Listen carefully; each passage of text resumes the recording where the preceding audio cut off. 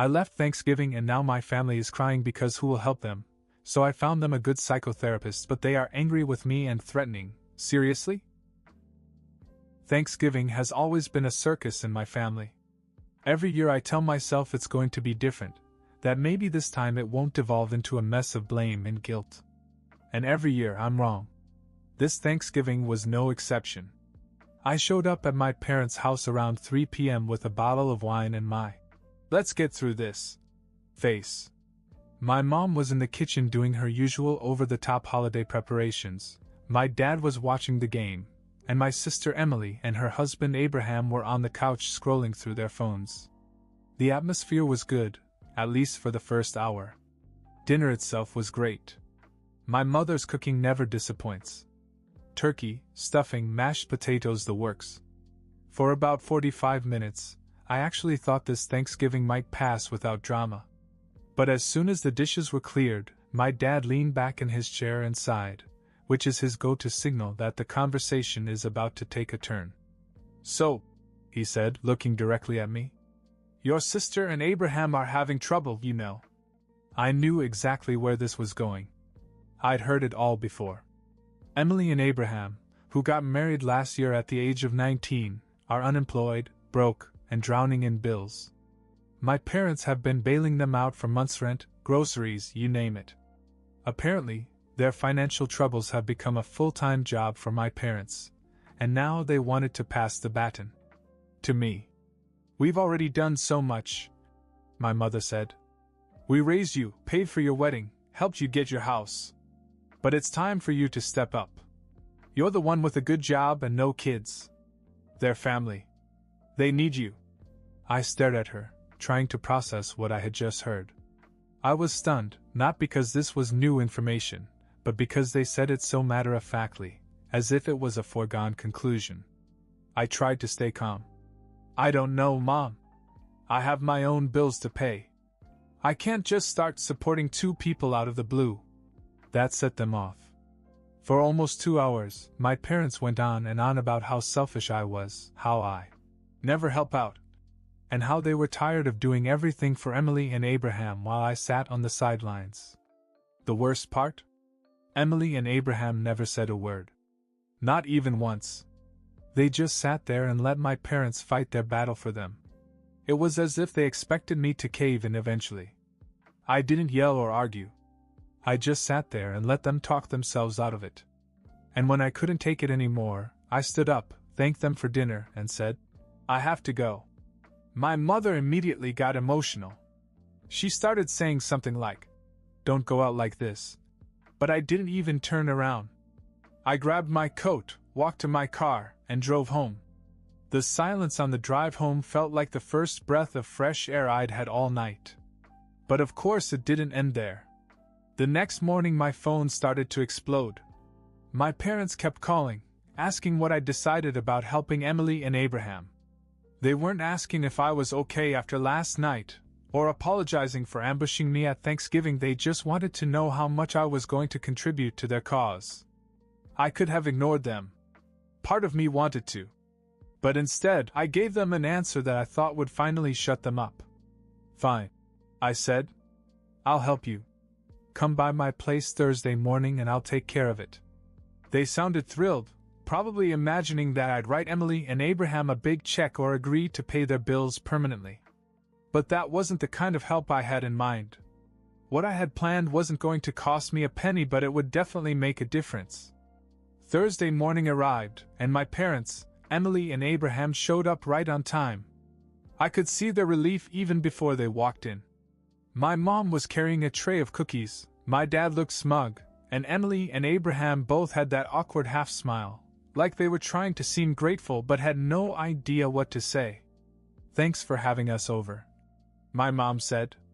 "It means a lot to see you step up like this." I nodded and let her think whatever she wanted. Once everyone was settled in my living room, I dropped the bombshell. "So here's what I did," I said. I booked a 3-hour session with a family therapist. He's fantastic. He's helped some of my friends work through some tough stuff. I think this is just what we need to figure things out. The room fell silent. "A therapist?" my dad finally said. Yeah, I replied. Look, this isn't working. The fighting, the blaming, the finger pointing, it just makes things worse. We definitely need to sit down and figure this out, and a therapist can help us do that. My mother's face turned red. You booked a therapist? For us? Exactly. We have the session today, in about 30 minutes. My dad stood up. We didn't come here for that. We thought you wanted to help your sister and Abraham financially. I shrugged. I am helping. This is the help you all need. They didn't take it well. My dad started ranting about how I was wasting their time, and my mom looked like she was on the verge of tears. After a few minutes of heated back and forth, they stormed out, slamming the door behind them. I was left with Emily and Abraham. They didn't seem any happier than my parents, but they didn't leave either. So, what now? Emily asked, her voice dripping with irritation. Well, I said, you two stay for the session. You've got bigger problems than not having enough money. You're married, and you're already relying on everyone else to take care of you. That's not sustainable. Abraham finally spoke up. We're trying, man. It's just hard. Jobs aren't easy to find and the rent is insane. I get it, I said. But getting married at 19 and expecting the world to bail you out, that's a choice you made. And now you have to figure out how to deal with it. They both looked uncomfortable, but to their credit, they didn't argue. When the therapist arrived, they went through with the session. I stayed out of it for the most part and let the therapist guide them through their issues. They talked about their financial problems, their lack of a plan, and how they'd relied too much on my parents. The therapist didn't pull any punches either. He pointed out that they needed to take responsibility for their own lives and start working toward independence. By the end of the session, they looked exhausted but a little more aware of their situation. I thought maybe, just maybe, they'd start to make changes. But, of course, that wasn't the end of it. After the session ended, Emily and Abraham left without saying much. They didn't seem angry, but they certainly weren't grateful. I thought that was the end of it, at least for today. I was wrong. The next morning my mother called me. I almost didn't answer, but curiosity got the better of me. How could you? She said as soon as I answered. Good morning to you too, I replied. She launched into a tirade about how I'd humiliated the family by bringing in a therapist. She accused me of making things worse and claimed that I was the reason that Emily and Abraham were now upset and lost. I told her that was nonsense and hung up, but I couldn't shake the feeling that something more was brewing. Later that afternoon, Emily texted me. Can we talk? Just us. I need to tell you something. I wasn't sure what to expect, but I said yes. She came over alone, which was surprising. Abraham was usually glued to her side. She seemed nervous as she sat down. After a few minutes of small talk, she blurted out, Abraham's in trouble. What kind of trouble? I asked, bracing myself. She hesitated, then said, He hasn't been trying to find a job. Not at all. He's been gambling. I just stared at her. This was definitely not what I had expected. Gambling? I finally managed. Like how much? A lot, she said quietly. That's why we're so far behind on the rent. And he's been borrowing money from people. I didn't even know about it until a few weeks ago, but now these guys are threatening him. I didn't know what to do, so I told Mom and Dad that we needed help, but I didn't tell them why. They'd freak out if they knew. My jaw dropped. Suddenly it all made sense.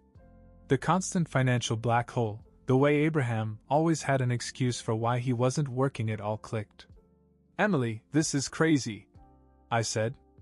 You're 19, married to a guy who gambles away your rent money, and now you're dragging Mom and Dad and me into this mess? She started to cry. I know, okay? I know it's bad. But I don't know how to fix it.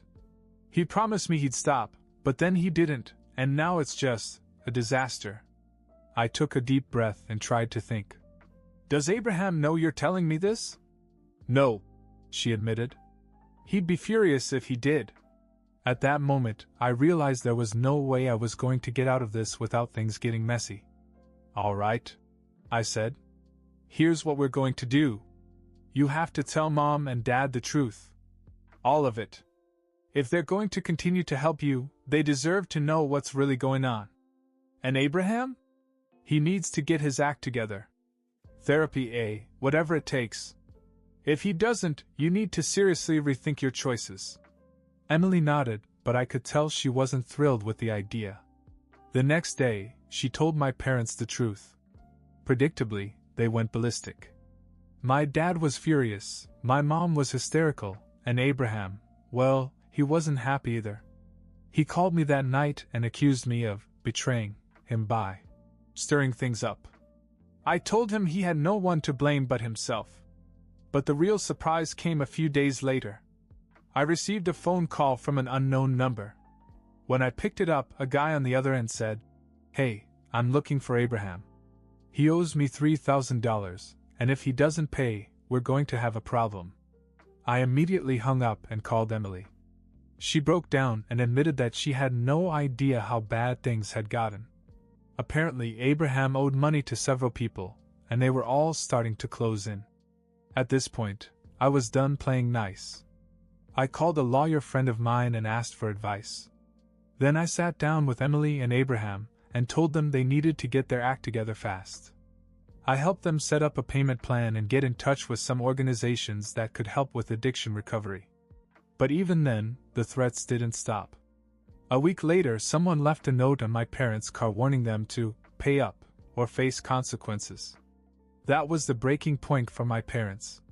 They stopped helping Emily and Abraham and told them they were on their own. Emily called me, crying and begging for help, but I refused. "I tried to help," I said. "You have to fix this yourself now." I haven't heard from them since, but every now and then I wonder what kind of mess they're dealing with now. As for me, I've finally learned my lesson. Sometimes walking away really is the best thing you can do. After weeks of dodging calls and ignoring texts, I thought maybe Emily and Abraham had finally decided to work things out on their own. But of course, that was wishful thinking. One morning, as I was leaving for work, there was a knock at my door. I opened it to find Emily and Abraham standing there, looking desperate and exhausted. "We need to talk," Emily said. I didn't have the energy to argue. "Fine. 5 minutes." They came in, and Abraham launched right into his plea. "Look, man, I know things have been rough. I know I've made mistakes. But we're in serious trouble. I need $1,500 to settle up with one of the guys I owe money to. If I can pay him, he'll back off and we can start over." I sat back and stared at them both. "You've got to be kidding me. After everything, you still think I'm going to bail you out?"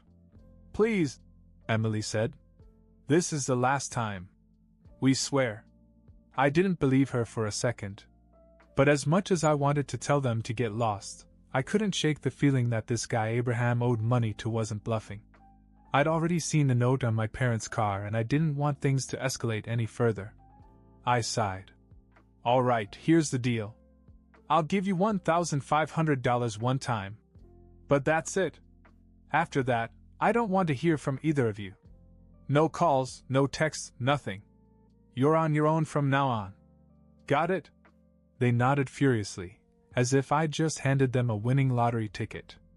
I transferred the money to Emily's account right then and there. It wasn't even that I felt sorry for them, I just wanted them gone. $1,500 was a small price to pay for peace of mind. "Thank you," Emily said as they walked away. "You have no idea how much this means to us." I didn't respond. I just closed the door and went about my day, feeling lighter than I had in weeks. It's been a few months now, and they've mostly kept their word. I haven't heard from Emily or Abraham since that day. My parents still grumble about how I abandoned my sister, but even they've stopped trying to guilt me into going back. Do I regret giving them the money? Not at all. It was worth every penny just to get my sanity back. Sometimes the easiest way to solve a problem is to pay them off and walk away. But if they ever show up again, I'm done.